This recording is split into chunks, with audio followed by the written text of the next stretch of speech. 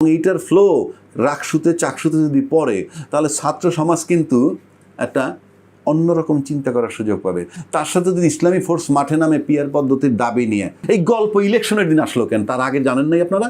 এটা কি ইলেকশনের দিন জানছেন ব্যালট পেপার করতে গিয়ে? এটা তামাশা, তামাশা তো না।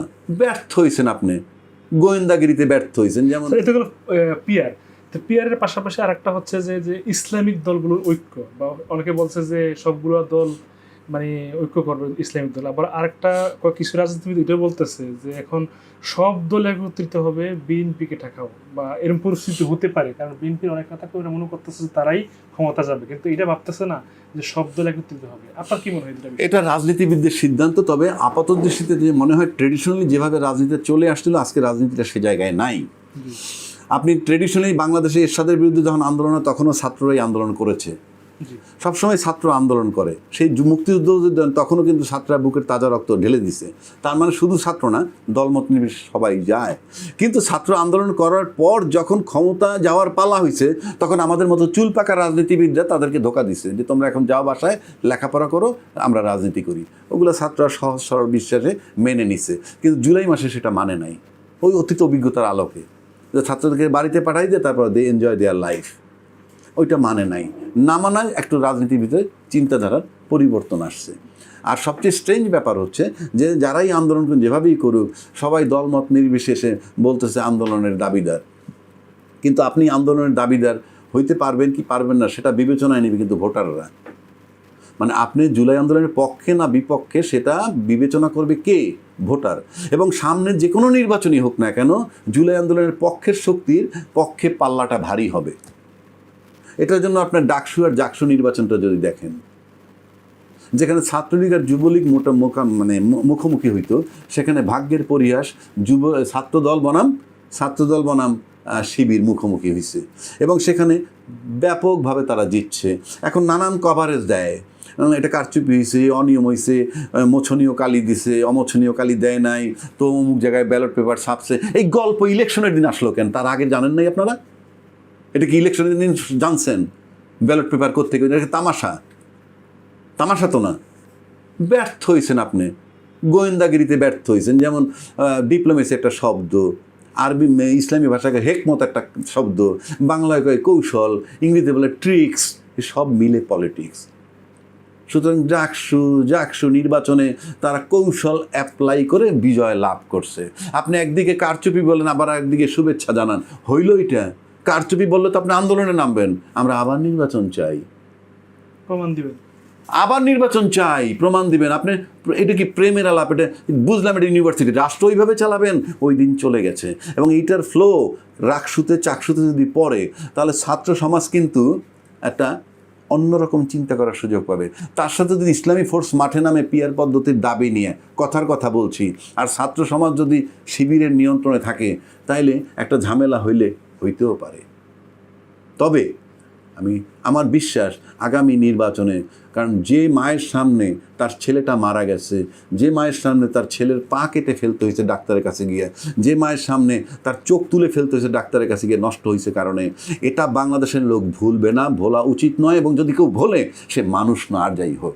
সুতরাং সামনের নির্বাচনে জুলাই চেতনার পক্ষে যারা, তাদেরকে বিবেচনায় মেনে বিশ্ববিদ্যালয়ের ভোটেও এটা নিচ্ছে। কেউ বলে তাহলে কি, আমাকে প্রশ্ন করছে যে তাহলে কি অন্য শিবির জিতল, অন্যরা কি জুলাই আন্দোলনের পক্ষে ছিল না? আমি ছিল কি ছিল না এই বিবেচনাটা আমার কাছে না, এই বিবেচনা ভোটার নিবে, ভোটার ডিসাইড করবে। আমি বলছি আন্দোলনের পক্ষে ছিলাম, আপনি বলছেন, বলছে, সবাই আমরা জুলাই আন্দোলনের পক্ষে ছিলাম, বাট ভোটার ডিসাইড করবে আন্দোলনের পক্ষে কে ছিল এবং সেই হিসেবে কাকে বিশ্বাস করেন। কারণ মাঠে যে যোদ্ধাটা ছিল, সে দেখছে তার সামনে কে, পিছে কে, ডাইনে কে, বায়ে কে, সে দেখছে। এবং ডাইনের থেকে একটা লোক মারা গেছে, একটা ছেলে, তাকায় দেশে সে খোঁজ নিয়ে দেখছে সে কি ছাত্র না কোনো দলের কর্মী। সুতরাং বিবেচনার তারা নিবে। এবং এই ছাত্রদের মাদার সংগঠন যারা আছে, বড় রাজনৈতিক দল, তাদের অ্যাকশন সেটাও বিবেচনায় নিবে। সুতরাং সামনের নির্বাচনে আমি ব্যক্তিগতভাবে এই যে সমস্ত মানুষের জুলাই চেতনার পক্ষে থেকে ভোট দেওয়া উচিত। এতে বলবেন তাহলে যদি জামাত ক্ষমতায় যায়, আমি জামাতের রাজনীতি পছন্দ করি না, আমি এখনও বলছি জামাত ক্ষমতায় যাবেও না হয়তো। কিন্তু দেশ, রাষ্ট্র এবং জনগণকে শান্তিতে রাখতে হলে, ভালো রাখতে হলে, যদি আপনি একাকী এককভাবে রাজত্ব করতে না চান, এককভাবে দুর্নীতি করতে না চান, এককভাবে লুটে পুটে খেতে না চান, তাহলে সেই লোকের উচিত এই পিয়ার পদ্ধতি মেনে নেয়া। যে মানবে না পিয়ার পদ্ধতি, আমি মনে করি যে সে ক্ষমতা কুক্ষিগত করেই একই স্টাইলে চলতে চায়, সে যে দলই হোক। তাহলে কি সামনে বিএনপির জন্য মহা চ্যালেঞ্জ? আমি কোনো দলকে বলবো না, আমি শুধু এইটাই বলি, জুলাই চেতনা ধারণকারী পক্ষে ভোট যাবে, এর মানে এই না যে জামাত ক্ষমতায় যাবে। তবে মানুষ কিন্তু সেটা নোটে রাখবে, দেশ সেই আগের জায়গায় যাবে না, আগের জায়গায় দেশটা যাবে না। একেবারে হাসিনা হয়ে যেতে পারবে বাংলাদেশে কেউ, আই ডোন্ট বিলিভ ইট। কিন্তু এটার কি মানুষ কিভাবে বিশ্বাস করবে এটা? মানুষের দুর্ভাগ্য তো ইনফ্যাক্ট। মানুষ তো, আমি যদি বলি, কারণ আপনি আজকে যারা নির্বাচন করলেই দেখেন, এখনও কিন্তু আমরা নির্বাচনের ফলাফলটা জানি। আপনি যখন নির্বাচনের ফলাফলটা আগে জানবেন, হ্যাঁ, তখন কি মনে করেন সেই দেশে নির্বাচনটা কোনো সমাধান? আপনি তো জানতেছেন নির্বাচনে জিতবে কিনা, জানেন না, কথার কথা বল, জানেন তো। তা আপনি যখন নির্বাচনের ফলাফল অ্যাডভান্স জানা যায় এবং মোটামুটি নিশ্চিত হওয়া যায়, সেই নির্বাচনটাকে তো আপনি নির্বাচন বলতে পারেন না।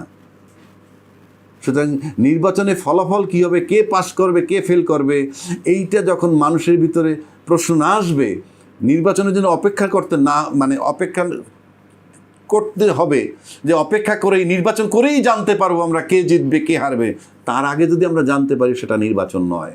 শেখ হাসিনারা যতগুলো নির্বাচন করেছে 2014, 18, 24, আমরা কিন্তু জানতাম কে জিতবে, কে প্রধানমন্ত্রী হবে। সুতরাং যে নির্বাচনের ফলাফল আগাম জানে দেশের জনগণ, সেটা 75-এ বঙ্গবন্ধুকে হত্যার সময় করেননি, আর তারপরের বর্তীতে কোন সরকারের সময় তিনি বাংলাদেশের জন্য কিছু করেননি। আমরা অবশ্যই, আমি দস্তগীর জাহাঙ্গীর এই চ্যালেঞ্জটুকু জানাতে চাই, বিশ্বকেই জানাতে চাই আপনার মাধ্যমে, যে ডক্টর ইউনূস কি কারণে এই করলেন, কি কারণে, কি জন্য উনি নোবেল প্রাইজ পেলেন, সেটা নিয়ে আমরা আলাপ শুরু করে দিয়েছি, এবং আমরা আশা করছি যে আমরা এই বিষয়ে কোনো একটা আন্তর্জাতিক আলাপ তৈরি করতে পারবো।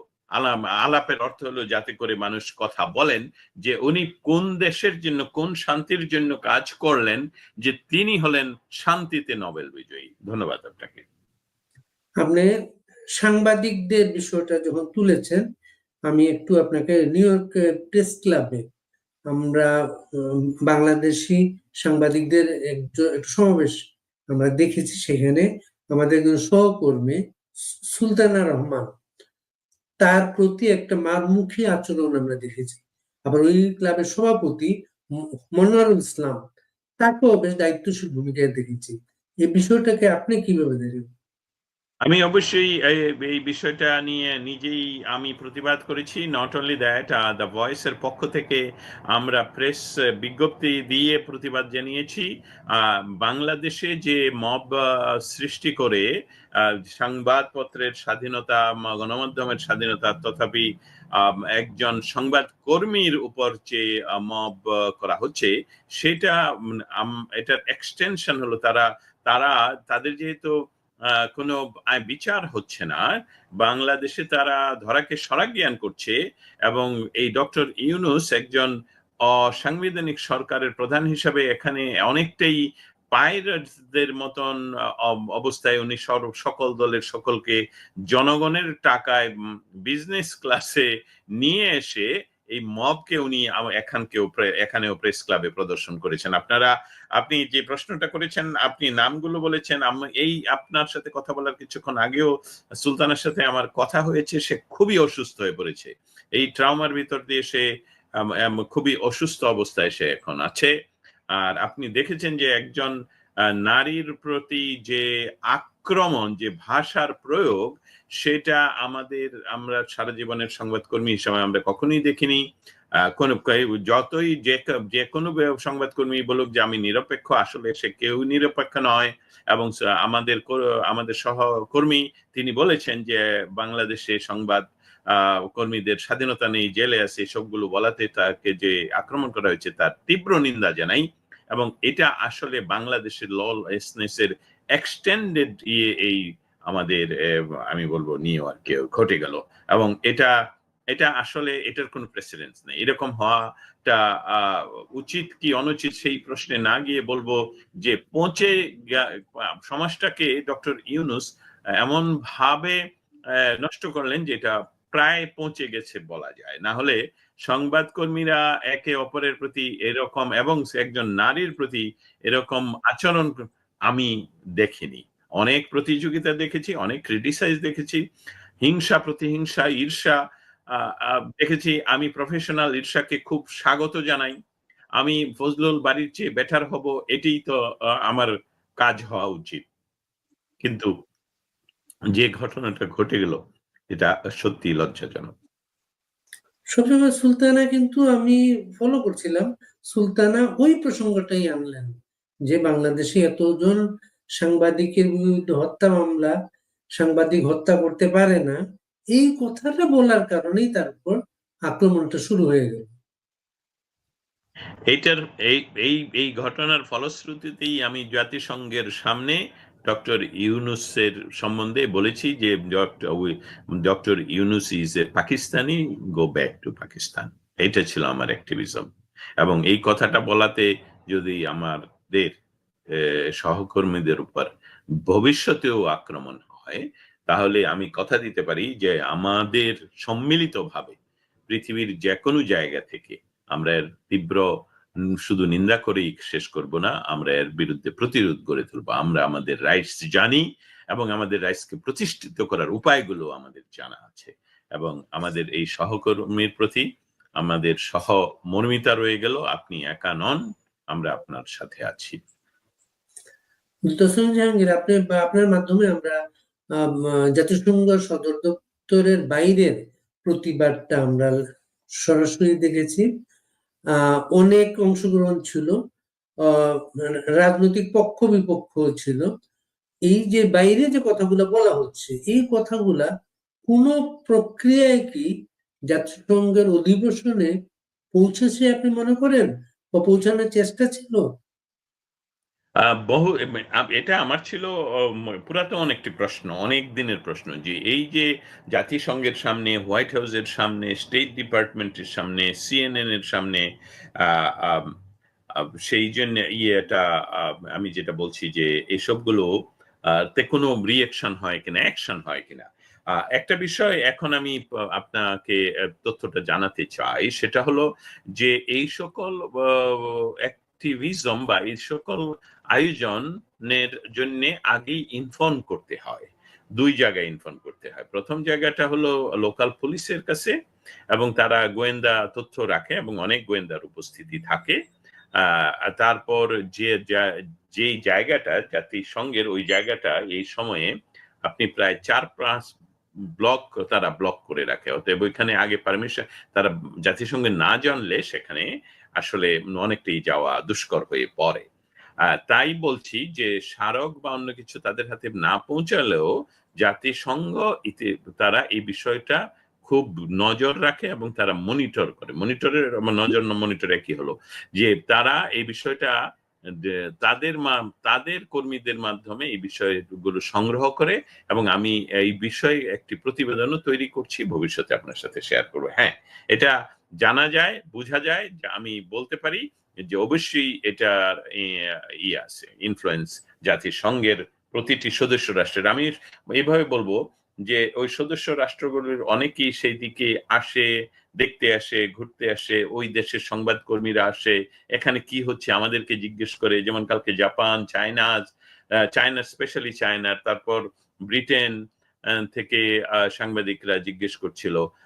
আরেকজন ইন্ডিপেন্ডেন্ট আমেরিকান সাংবাদিক, সে বলল যে তোমরা যে স্লোগানটা দিচ্ছ রাজাকার, এটার অর্থ কি?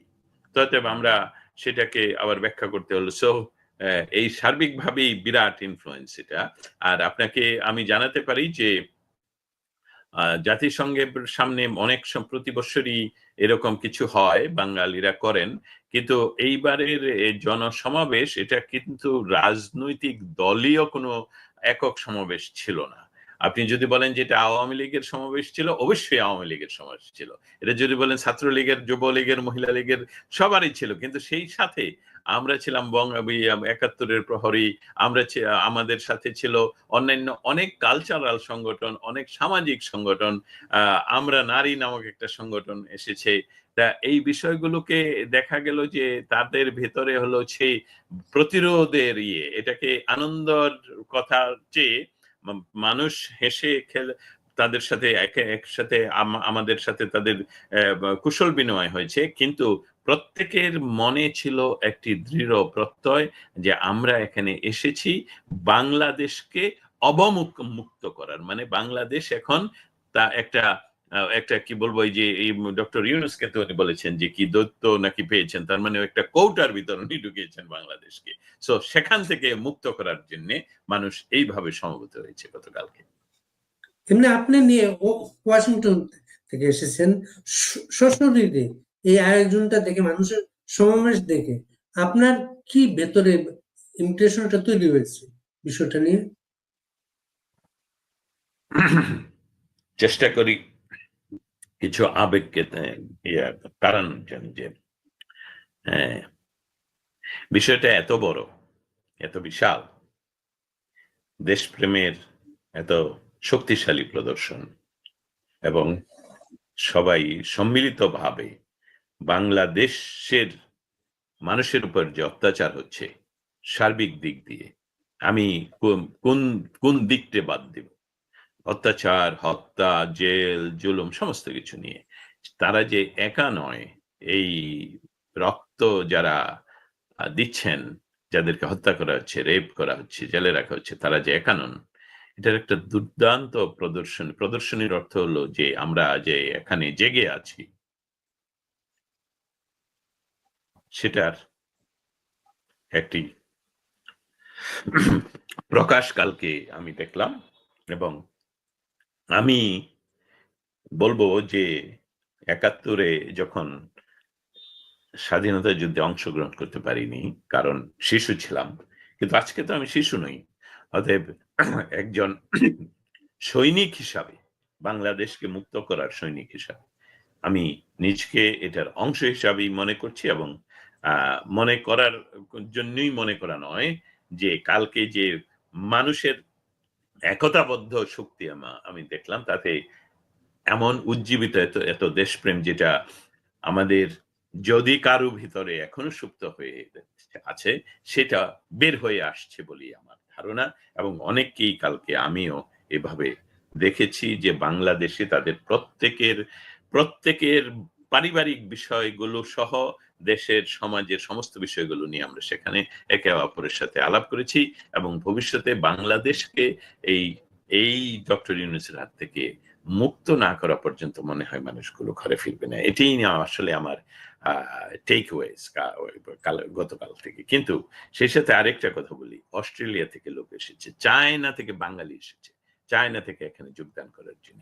আমাদের যুক্তরাষ্ট্রের অঙ্গ রাষ্ট্রগুলোর প্রায় সকল জায়গা থেকে এসেছে। মিশিগান থেকে বিরাট বড় দল এসেছে, ফ্লোরিডা থেকে বিরাট বড় দল এসেছে, টেক্সাস থেকে এসেছে, ইউ নেম ইট, ক্যালিফোর্নিয়া থেকে এসেছে, তারপরে পার্শ্ববর্তী দেশ কানাডা থেকে এসেছে, মেক্সিকো থেকে এসেছে, ব্রিটেন থেকে এসেছে, জার্মান থেকে এসেছে। এই ছিল সমাবেশ। এই সমাবেশ যে স্বতঃস্ফূর্ত, এবং সেখান থেকে সেটার ভিতরে দাঁড়িয়ে আপনি বুঝতে পারবেন যে আপনি বাংলাদেশকে আসলে ভালোবাসেন, এবং বাংলাদেশে যা কিছু 14 মাসে ঘটে গেল তার একটি বিষয়কেও তারা ছোট করে দেখছেন না। ভবিষ্যতের বিচার হবে, এই ধারণাটাই আমার বিচারের কথা হলো জাস্টিস, যে জাস্টিসটা হবে ন্যায় বিচার, কারোর প্রতি অন্যায় নয়। ধন্যবাদ। অনেক কষ্ট বলো। বাংলাদেশে আওয়ামী লীগের নেতা কর্মীরা মার খাচ্ছে প্রতিদিন, নানাভাবে হয়রানির শিকার হচ্ছেন। নিউ ইয়র্কে প্রতিবাদ করতে এসেও মার খেলেন। ভার্জিনিয়া আওয়ামী লীগের নেতা রাসেল এবং নিউ ইয়র্ক ছাত্রলীগের ছেলেটা যে মার খেলো, এই বিষয়টা হ্যাঁ, হৃদয় নিয়ে হাসপাতালে যেতে হলো তাদেরকে। আচ্ছা, এই প্রশ্নটা আপনি না করলেও আমি এটা একটা উপস্থাপনা করতাম। আমি কিছুক্ষণ পরে নিজেও এটা নিয়ে লেখালেখি করব বা ইয়ে করব। বিষয়টা হলো জিআই রাসেল ভার্জিনিয়া আওয়ামী লীগের সভাপতি। আমি ভার্জিনিয়া বাসিন্দা। আমি জিআই রাসেলকে ব্যক্তিগতভাবে চিনি। তিনি খুবই সরল প্রকৃতির একটি মানুষ। অনেক ওনার হাতে যে জিনিসগুলো ছিল ডেমনস্ট্রেশনের জন্য, সেসব কলগুলো নিয়ে উনি বাঙালি দেখে একটি ভুল পথে ঢুকে পড়েন। কারণ সেই জায়গাটা ছিল বিএনপির জন্য অ্যালট করা। এখন তাকে সেখানে আপনারা ভিডিওতে দেখেছেন কি নির্মম ভাবে প্রহার করা হয়েছে, যেটা বাংলাদেশে এই বিএনপি এই মব তৈরি করছে সেটা তারা এখানে নিয়ে আসলো। গণমাধ্যমের কথা বলবো না, সামাজিক মাধ্যমে এই ঘটনা ঘটার পর থেকে এখনো পর্যন্ত সকল মানুষেরা তুলনা করছে যে বিএনপির মহাসচিব, যাকে হাতের নাগালে পেয়েও ছাত্রলীগের ছেলেরা এই জেএফকে এয়ারপোর্টে একটি কথাও ওনার বিরুদ্ধে বলেনি, সেখানে সেই বিএনপি যারা বাংলাদেশে মব সৃষ্টি করে মানুষকে হত্যা করছে, ছাত্রলীগ সবাইকে হত্যা করছে, আক্রমণ করছে, নাজেহাল করছে, সেটা তারা জিআই রাসেলের উপর প্রয়োগ করলো। অতএব তুলনামূলক ভাবে যে এটা খুবই তুলনামূলক ভাবে নয়, এটা খুবই ন্যাক্কারজনক একটি কাজ। এটার আমি তীব্র নিন্দা জানাই সাংবাদিক হিসাবে, আমি একজন সমাজকর্মী হিসাবে এটাকে ঘৃণা প্রকাশ করছি, এবং বিএনপিকে অবশ্যই এটা নিয়ে তাদের বিবৃতিও আমি আশা করছি যে বিএনপি এটার প্রতি বিএনপির কাছ থেকেও আমরা চাই যে এটা নিয়ে তারা বিবৃতি দেখ। স্পেশালি বাংলাদেশ জাতীয়তাবাদী দলের মহাসচিব, তিনি যদি ব্যক্তিগতভাবে পার্টির সেক্রেটারি হিসাবে একটি বিবৃতি দেন সেটি খুব ভালো হবে। না হলে এই যে প্রেসিডেন্স তৈরি করে যাচ্ছেন, এই প্রেসিডেন্সের খেসারত কিন্তু আপনাদেরকে মনে হয় ভবিষ্যতে তাদের কাছ থেকে আপনাদেরকে পেতে হবে। আর দ্বিতীয় যে কথাটা, যে ছাত্রলীগের হৃদয়কে ঘুষি মারা হয় বা তারা মিলিটেন্ট, আপনি দেখবেন যে ছেলেটা তাকে আক্রমণ করেছে সে কিন্তু একদম ট্রেইন। হৃদয় কিন্তু ট্রেন না, হৃদয় হলো সাধারণ একটি ছেলে। আর যে আক্রমণ করেছিল তার মার দেয়ার ভঙ্গিমা যদি দেখেন আপনি, তারপর তাকে যখন পুলিশ মাটিতে শোয়ানোর পর এত শক্তিশালী পুলিশকে সে ঠেলে তুলে ধরছে, সো এটা হলো ট্রেনিং প্রাপ্ত মিলিটেন্ট।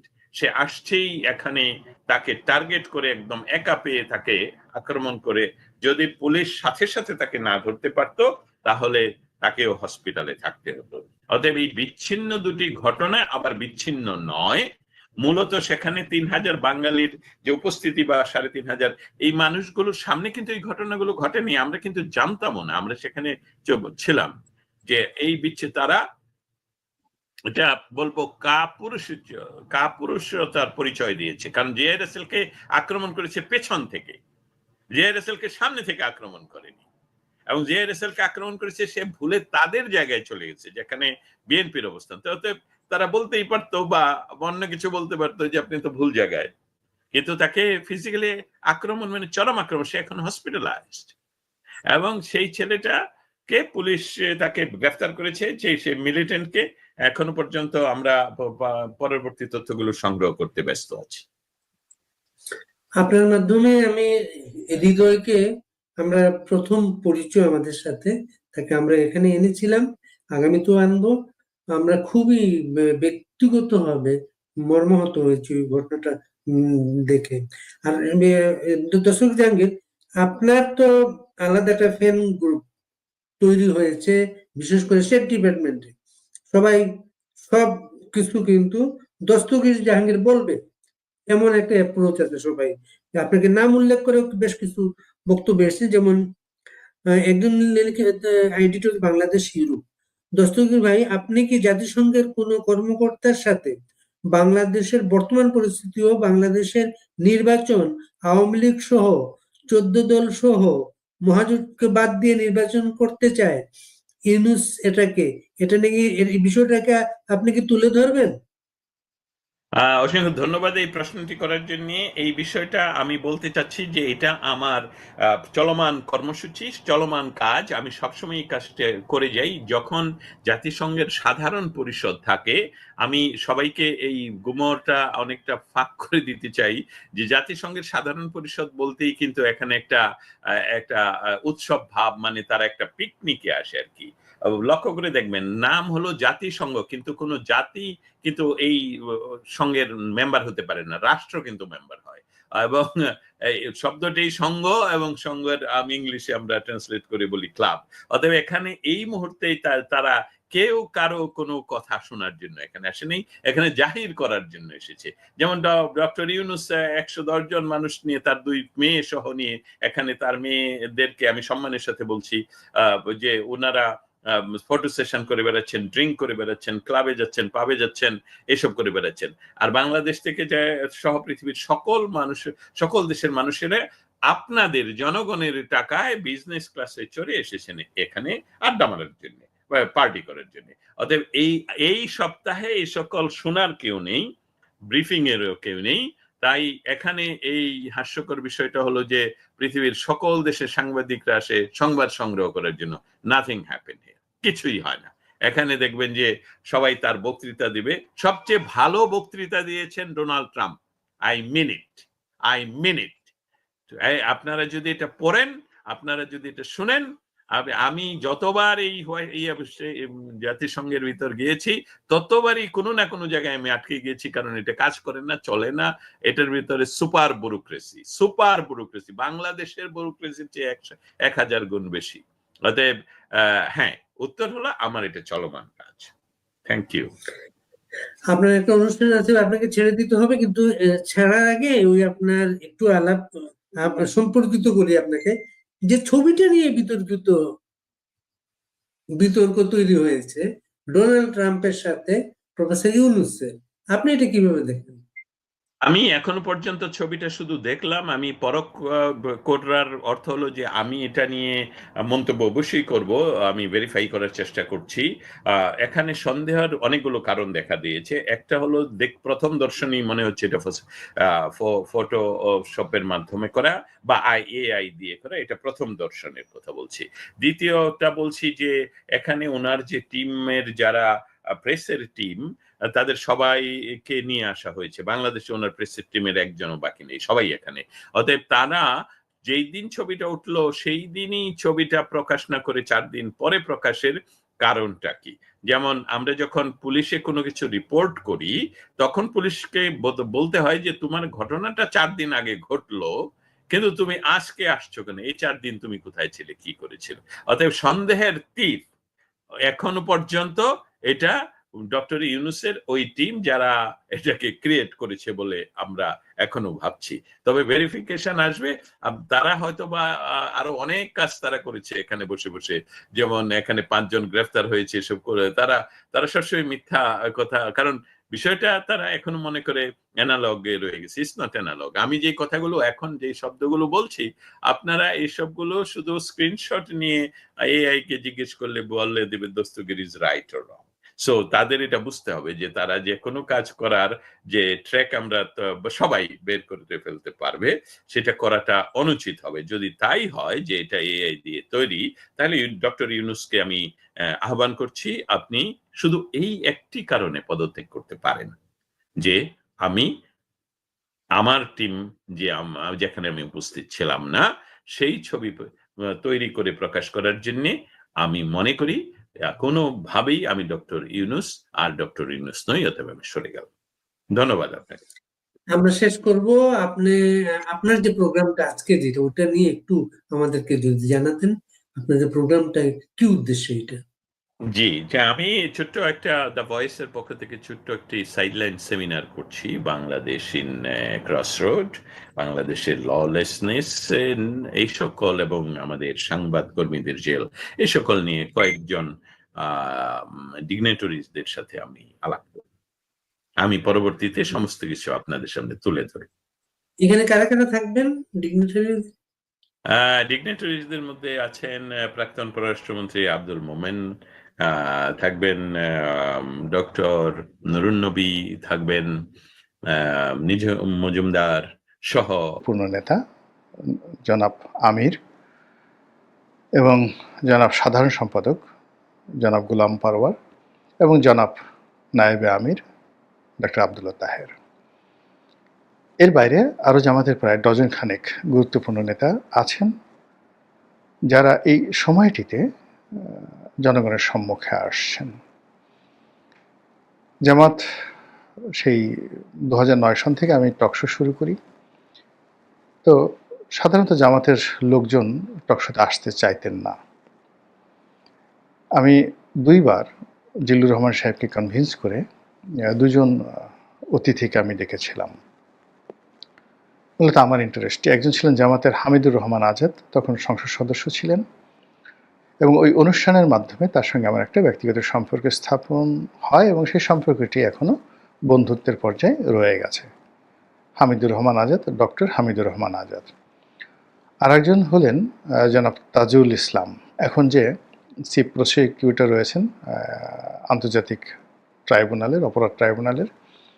তো ওনার সঙ্গে যখন দেলোয়ার হোসেন সাঈদীর বিচার হচ্ছিল বা যুদ্ধাপরাধের বিচার হচ্ছিল, তিনি প্রায় সবার পক্ষেই ওকালতি করছিলেন। ওই সময়টিতে চ্যানেল আইয়ের 3য় মাত্রার একটি অনুষ্ঠানে আমি জিল্লুর সাহেবকে বললাম যে ওই ভদ্রলোককে ডাকেন।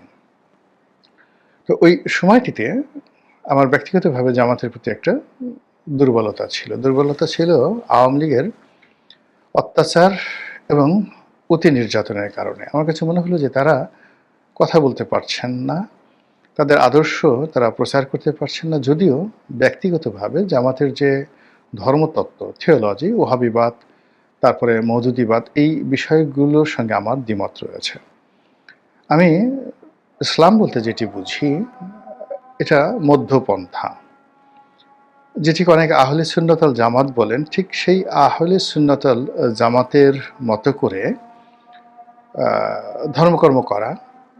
আবার একই সঙ্গে জামাত যেটা অপছন্দ করে, অর্থাৎ এই যে পীর, মাজার, কবর পুজো করা, এগুলো নিয়ে বাড়াবাড়ি করা, এই বিষয়গুলো আমার পছন্দ নয়। তবে আমার সাথে এই 2 গ্রুপেরই একটা দূরত্ব।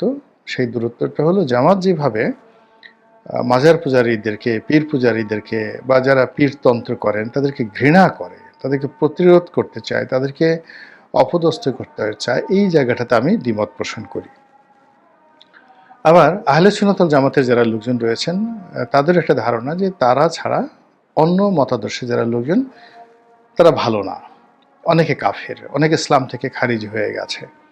আপনি কিছু আলেম ওলামা যারা আছেন, যারা আহলে সুন্নাতুল জামাতের ধারক বাহক বা মুখ্য আলেম হিসেবে মনে করেন, দেখবেন যে এরা খুবই অহংকারী, প্রচণ্ড অহংকারী, এবং তারা খুব গালাগালি করেন, উগ্রতা দেখান এবং নিজেদের শ্রেষ্ঠত্ব তারা জাহির করেন।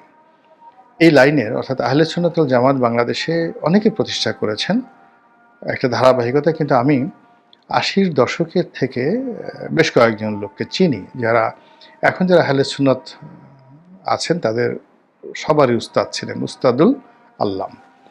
এদের মধ্যে একজন ছিলেন কমলাপুর রেলওয়ে জামে মসজিদ, কমলাপুর রেলওয়ে জামে মসজিদ, এটার খতিব ছিলেন জনাব তাহের, তো আবু তাহের এরকম। তো অসাধারণ বক্তা ছিলেন, কিন্তু উনি মাইল্ড ছিলেন। আরেকজন ছিলেন মাওলানা আব্দুল জলিল, উনি মারা যাওয়ার পরে তো উনি আহলে সুন্নাতুল জামাতের মহাসচিব অথবা সভাপতি এরকম কিছু একটা ছিলেন। তো উনি খুব রাগী ছিলেন, প্রচণ্ড রাগী ছিলেন, উগ্র ছিলেন। উনি আবার শাহজাহানপুর রেলওয়ে কলোনি মসজিদ যেটা আছে, ওই মসজিদের খতিব ছিলেন, গাউসুল আজম মসজিদ।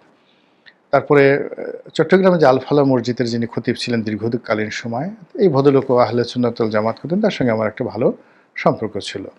তো আমি তাদেরকে দেখেছি। আবার যেহেতু জামাতের আলেম ওলামাদের সঙ্গে অনেকের সঙ্গে পরিচয় আছে, এদের উগ্রতা বাদ দিয়ে দুটো দলের মধ্যেই তারা যে প্রচারণা চালাচ্ছেন, এগুলোর মধ্যে আমি অনেক যৌক্তিকতা খুঁজে পাওয়ার কারণে আমি অনেকটা লিবারেল মানুষ হিসেবে উভয় পক্ষের সাথে সম্পর্ক বজায় রেখেছি। এই জন্য অনেকের প্রতি আমার মমত্ব, অনেকের প্রতি মমত্ব। আমি কারোর মতোই কনজারভেটিভ হতে পারিনি, একদম 100% আওয়ামী লীগের হয়ে বিএনপিকে কখনোই ঘৃণা করতে পারিনি।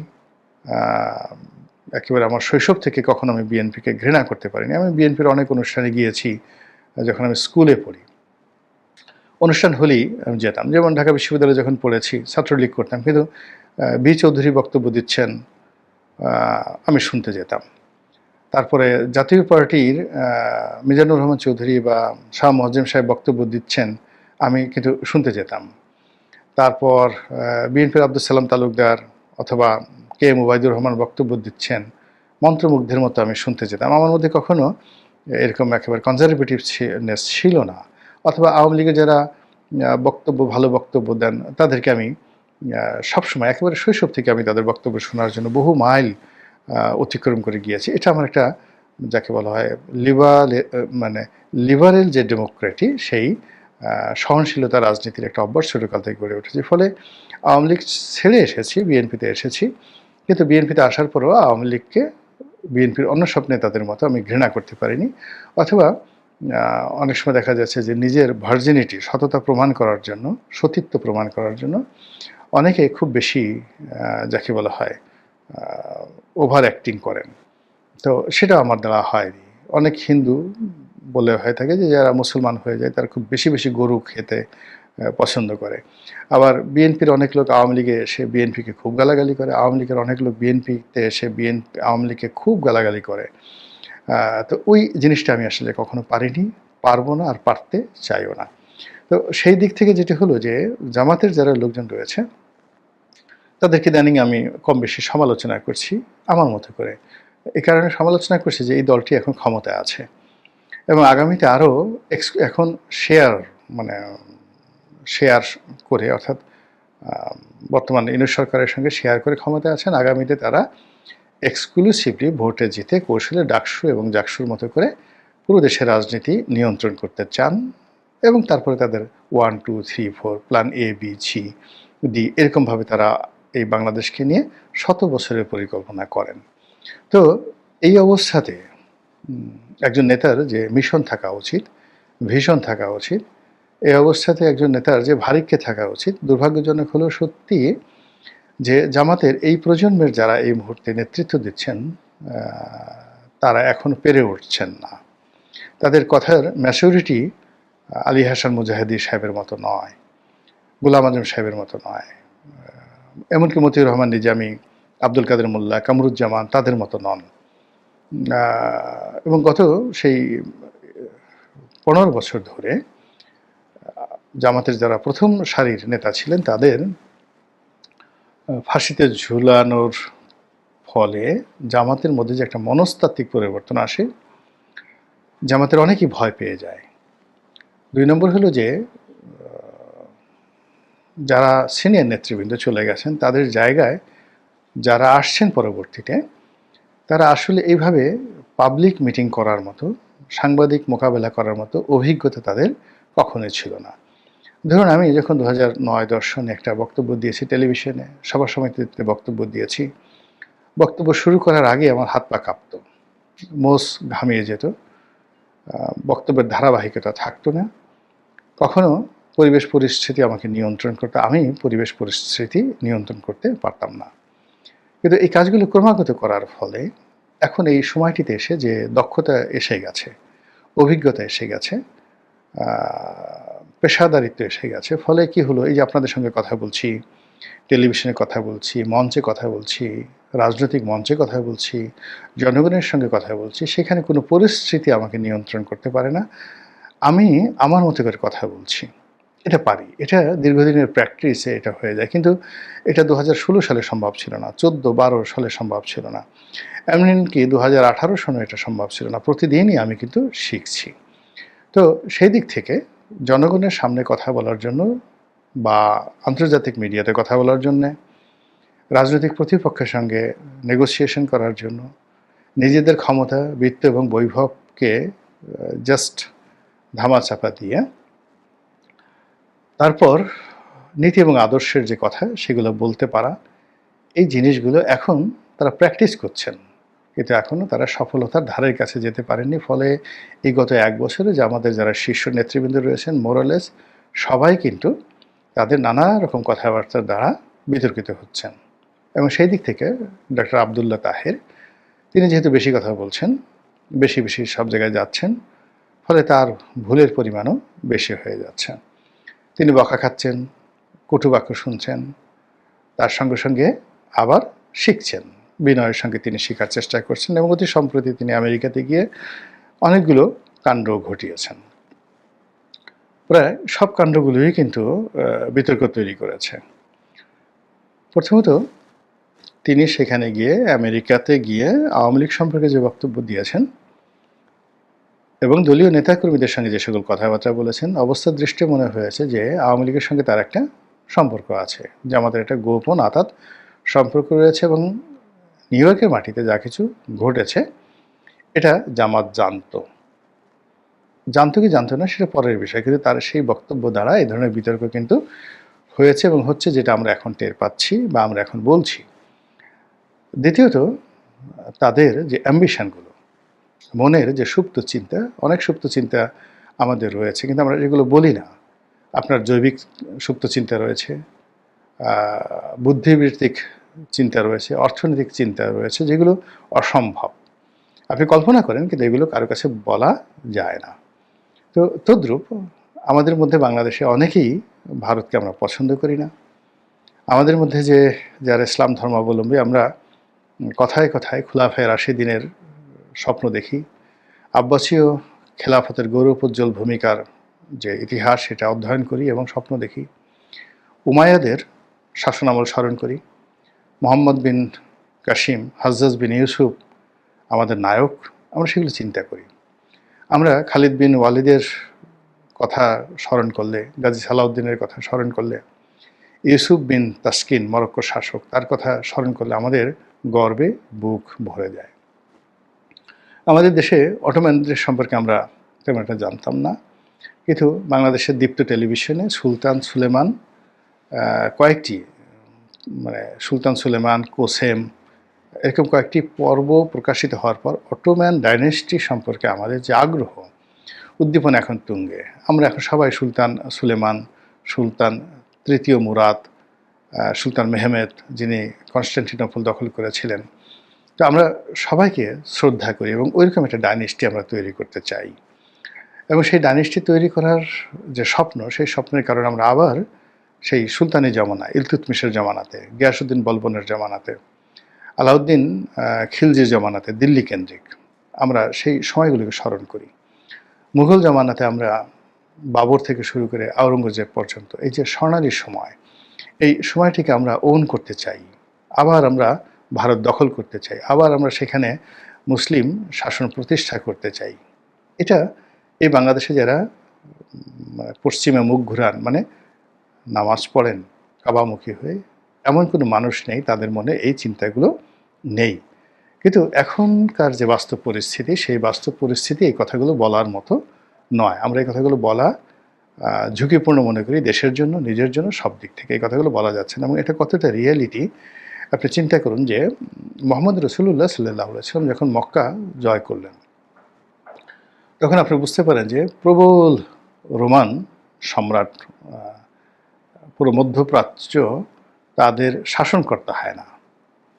সিরিয়া থেকে যদি রোমান সম্রাটের কোনো একজন প্রতিনিধি, একজন যাকে বলে সিঙ্গেল একজন সৈনিক পাঠিয়ে দেওয়ার পর যদি মক্কার কোনো গোত্রকে বলা হয় যে একে অ্যারেস্ট করে, গভর্নর হুকুম দিয়েছেন অ্যারেস্ট করে নিয়ে যাওয়ার জন্য, ওটাকে চ্যালেঞ্জ জানার মতো ক্ষমতা আরবের বেদুইনদের তখন ছিল না। দুটো অংশ ছিল, একটা হলো সিরিয়া কেন্দ্রিক রোমান সাম্রাজ্য, আর একটা ছিল পারস্য, যাকে বলে ইয়ামেন কেন্দ্রিক, ইয়ামেনের হাদ্রামৌত কেন্দ্রিক, আবার এটাও না, আবিসিনিয়া এখন যে ইথিওপিয়া ছিল যাকে বলা হয় পারস্য ডাইনেস্টির আঞ্চলিক হেডকোয়ার্টার। তো ইথিওপিয়া থেকে আবার একজন গভর্নর পাঠানো হতো, যিনি ইয়ামেনের সেই যাকে বলা হয় রাজধানী সানাতে বসতেন। সেই গভর্নরের হুকুম চলতো দক্ষিণ আরবে, মানে আজ আমরা যেটাকে হেজাজ বলি, মক্কা মদিনা এই অঞ্চলে চলতো পারস্য শাসন, আর উত্তর আরব সেখানে চলতো রোমান সাম্রাজ্যের শাসন। এবং ওইরকমই ছিল অবস্থা যে 650 খ্রিস্টাব্দের দিকে বা আল্লাহ রাসূলের জমানাতে যদি মক্কা মদিনাতে সেই পারস্য শাসকের একজন প্রতিনিধি আসতো নিরস্ত্র এবং বলতো ওকে অ্যারেস্ট করে নিয়ে যাওয়ার জন্য, এভাবে কিন্তু হুজুর পাক সাল্লাল্লাহু আলাইহি ওয়াসাল্লামকেও অ্যারেস্ট করার জন্য লোক পাঠানো হয়েছিল। তখন আল্লাহ রাসূল বলছেন যে আপনি যার হুকুম তামিল করতে এসেছেন তিনি তো নিহত হয়েছেন, তিনি তো আর নেই। তো এই কথা শুনে তিনি ভয় পেয়ে গেলেন এবং আসলেই সেটা নিহত হয়েছিল। তো এরকম ছিল তখনকার রাজনৈতিক অবস্থা। এবং সেই রাজনৈতিক অবস্থার কারণে মক্কা জয় করার পরে তিনি কিন্তু সঙ্গে সঙ্গে মূর্তিগুলো, লাত মানাত উজ্জা, সেই মূর্তিগুলো ভেঙে ফেলেছিলেন। কিন্তু ওখানে যে আমরা যাকে হজরত মারিয়াম আলাইহিস সালাম বলি, তারা খ্রিস্টানরা যাকে মা মেরি বলে, তার একটা ছবি ছিল ওয়ালে আঁকা। সেই ছবিটা কিন্তু রাতারাতি মুছা হয়নি। এর কারণ হলো আল্লাহ রাসূল চিন্তা করছিলেন যে এটি যদি মুছা হয় আর এটির খবর যদি সিরিয়াতে পৌঁছে এবং সেখান থেকে যদি রোমান সম্রাটের কানে যায়, আর রোমানরা যদি এই মুহূর্তে মক্কা মদিনা আক্রমণ করে, আমরা সেটা সামাল দিতে পারবো না। This is politics. তো এইভাবে অনেক কথা আমাদের হৃদয়ের মধ্যে রয়েছে, অনেক বাস্তবতা রয়েছে, কিন্তু অবস্থার প্রেক্ষিতে আমরা সেটা পালন করতে পারি না বা আমাদের করা উচিত নয়। এখন আমরা কোনো অবস্থাতেই ভারতের সঙ্গে যুদ্ধ করার, ভারত দখল করার, এটা আমাদের স্বপ্ন হতে পারে, কিন্তু এটা 1% বাস্তবতা নেই। বরং আমাদের রাজনীতিবিদের মুখ থেকে এই ধরনের কথাবার্তা যদি বলে বা বের হয়, তাহলে যে কোনো সময় একটা দুর্ঘটনা ঘটতে 30 মিনিট সময় লাগবে না, অনলি 30 মিনিট, সব কিছু তছনছ হয়ে যাবে, এটা দ্বিতীয় সিকিম হয়ে যাবে। তো সেই দিক থেকে জামাত যেহেতু এখন ক্ষমতা লাভ করতে চায়, ক্ষমতায় যেতে চায়, ফলে তাদের বক্তব্য কতটা সংযত হওয়া উচিত এটি বলাই বাহুল্য। তারা ইতিমধ্যে গাজওয়াতুল হিন্দের কথা বলেছেন, আব্দুল তাহের তিনি সেখানে গিয়ে, ডক্টর আব্দুল তাহের। তারপরে ভারত বাংলাদেশ আক্রমণ করুক, তিনি সেটা চান। এবং 71-এ যেভাবে তারা দেশমাতৃকার পক্ষে যুদ্ধ করেছেন পাকিস্তানের পক্ষে, এইবার তারা ভারতের বিরুদ্ধে বাংলাদেশের পক্ষে যুদ্ধ করে তারা দেখাবেন যে তারা সত্যিকার অর্থে দেশপ্রেমিক। ভীষণ রকম এটা রিপারকেশন তৈরি করেছে। আর সবচেয়ে আজকের যে বিষয়টি নিয়ে আলোচনা করব, তিনি একটি বক্তব্যতে বলেছিলেন যে জামাত যদি সরকার গঠন করে, তাহলে মুসলিম বিশ্ব, ধনী আরব রাষ্ট্র, তাদের যে জাকাতের টাকা আছে, জাকাত ফান্ড আছে, জামাত তাদেরকে কনভিন্স করে এই জাকাতের টাকা এনে বাংলাদেশের দরিদ্র মানুষকে সহযোগিতা করবে। ভীষণ রকম আপত্তিকর কথা। আমরা এখন বিশ্বের কোনো দেশের জাকাত গ্রহণ করার পর্যায়ে নেই।